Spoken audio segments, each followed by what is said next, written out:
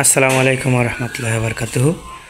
প্রিয় সম্মানিত ভিউয়ার্স, কাছে কিংবা দূরে, দেশে প্রবাস, আশা করি যে যেখানে আছেন ভালো আছেন এবং সুস্থ আছেন। চলে আসলাম নতুন আরেকটা এপিসোড নিয়ে।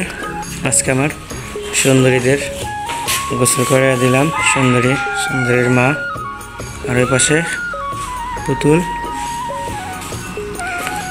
এই যে সবাইকে গোসল করে দিলাম।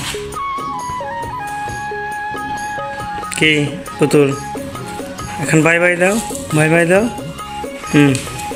আর দুষ্টামি করো না, যাইতেছি গা, আর দেখা হবে না 4 দিন। তো এই যে আমার ঘাসের অবস্থা শীতকালীন, দেখেন এই যে ঘাসের বড় হয় নাই, ছোট ছোট। আর এই ঘাসগুলো না কাটলে বড়ও হবে না, তো এগুলো কাটলে দ্রুত তাড়াতাড়ি বড় হয়ে যাবে গরমে।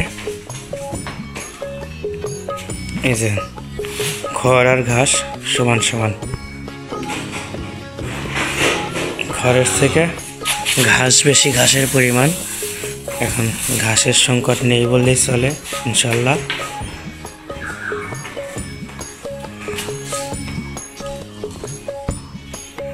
ওটা মনে হয় তিলের খোল।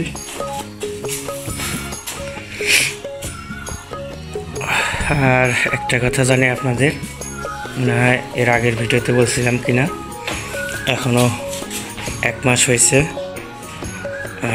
সিমেন্ট দেওয়া হয়েছে।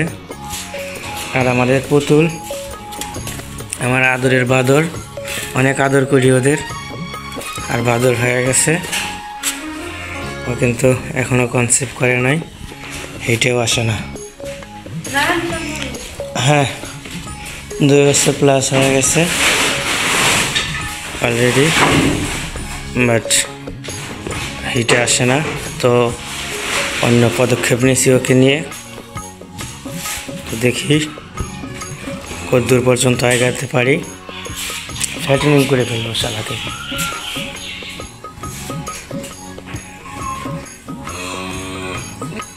4 দিন ওদের কাছে থাকবো না, তাই ভাবলাম একটা স্ক্রিপ্ট শেয়ার করি, আর আমি ওদেরকে একটু দেখি।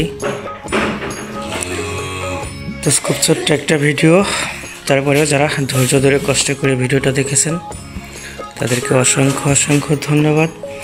ভালো থাকবেন সবাই, সুস্থ থাকবেন। দেখা হচ্ছে আবারও নতুন কোনো ভিডিওতে।